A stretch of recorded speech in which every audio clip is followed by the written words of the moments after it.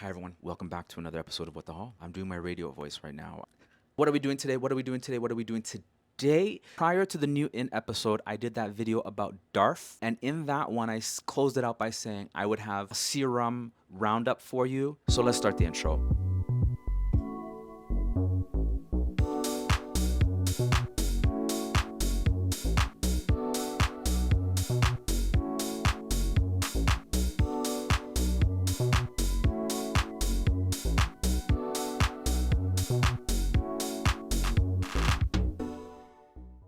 Am I ashy? Am I dusty? No, I'm not dusty. We're not going to make this a trend, but I have another movie recommendation. One of my friends who we somehow have the same algorithm and get served a lot of the same recommendations. We'll be sending each other texts and it'll be like, have you seen this video? I'm like, oh my God, I just got served this video in my recommended list. The Jordan Teresa video came up in both of our conversations and my friend was like, you need to watch this movie. Be prepared. I watched the film. It was a lot. As I'm getting older, I'm finding myself to be more prudish. The guy who plays the main character, Barry, he's been coming up on my Instagram quite a bit. He's been on a lot of magazine covers. He's been at a lot of fashion shows this season. His accent was questionable. I thought he was Scottish, but Prescott, I feel like is close to Scotland. Correct me, I don't know. And Jacob, I feel like he really nailed the Toff accent, even that demeanor. As somebody who used to be a huge fan of Made in Chelsea until I became more class conscious, you know, it's not just a bunch of silly rich people parading around Chelsea and Mayfair. These are the descendants of plantation owners. What are we doing? What are we doing? So in any event, I feel like he really nailed that demeanor. I love the Rosamund Pike character, flighty, irreverent. The film was too much. As the film is set in 2006, that soundtrack struck a nerve with me. When I heard Tom Craft, I was like, I thought I heard Block Party in one of the scenes. Sophie Ellis-Bextor. During Covina, every week I was watching the Kitchen Discos, but I hate that they play that song. It was so literal, I found it annoying. Any of the nudity that was in the film, I just was like, why? Why? Like, it wasn't funny and it wasn't shocking. That closing sequence was labored and it could have been consolidated into just the last shot of him looking at the rocks. And that would have been enough for me. If you have the time, it's something to watch. How do we feel about slightly clean-shaven Muhammad versus Beardy McBeard Muhammad? I think it's not so much that I don't have the beard density that I want, it's just the texture of my beard because it grows out curly. It looks sparse, but you know, there's no gaps in the density. There's lots of follicles here. I don't know. What I wanted to talk about was serums broadly. I am a serum person and I'm not a serum person. If I wasn't a product junkie, I would be happy just relying on a day cream and a night cream. I promise you. But I have been conditioned to get on board with the serum train. Surprisingly, when I was still on the sales floor, when we used to take phone orders and we had a physical catalog, during that era, I was still having to explain to people the whole premise behind a serum. You know, there's loads of serums out there, but it really wasn't an established part of one's routine the same way it is now. And I think people who are Gen Z, they're very knowledgeable. They're about it. They get it. My positioning on a serum is your moisturizer missing the mark? Is there something you wish that the moisturizer that you're using could address?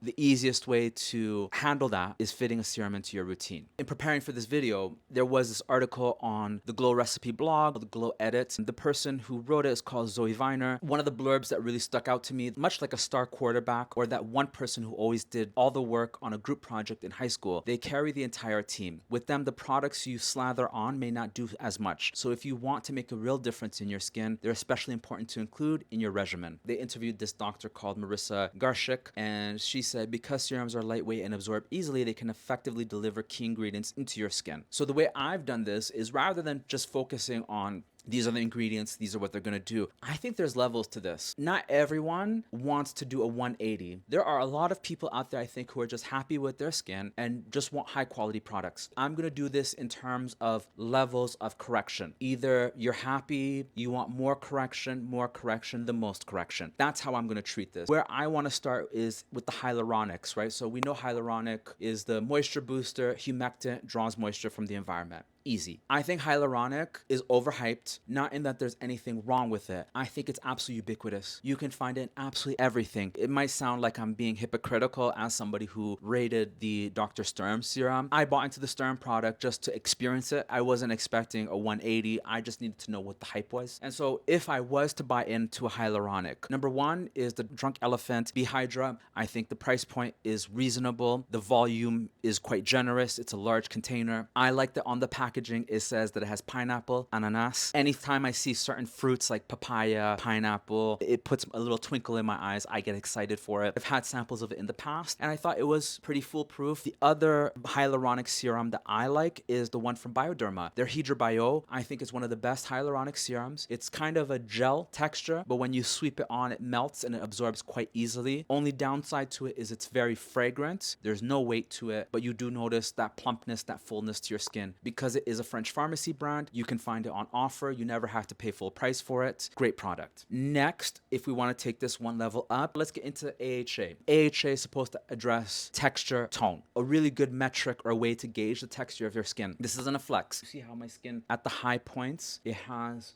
reflect. That's the evidence of, I think, good texture. And tone is more so uniformity, right? In the body renovations video, I was talking about a uniform complexion, right? Overall, even with the mishmash of skin tones across my skin, it all looks pretty uniform. And that's what we're trying to address by using AHA, is try to get this even tone and texture. Again, continue with Drunk Elephant is the protini powerpeptide resurfacing serum. I'm not an ingredients person, but my understanding is that glycolic is a smaller molecule, goes deeper, can be a little bit more irritating. Lactic, it's a larger molecule, less irritating as somebody with a drier skin. It's moisturizing and exfoliating at the same time in equal measure. It's very thin texture. This serum also has hyaluronic, but then it has that AHA built into it, so it's going to give you a boost of moisture, but it's also going to help to smooth out and resurface your skin. If not the Drunk Elephant Protini, Shani, it is Black History Month. Shani is one of the few Black-owned skincare brands that I could think of. Like a dummy, I forgot to mention this. There aren't that many new or interesting, exciting Black-owned skincare brands that I could think of. You know, shout out to Winnie, model from the GTA. She came out with her own brand of skincare. I know that it has the, what's it called? Dr. Sebi. What's that stuff called? Sea moss. It's got the sea moss in it. She may have a good SPF.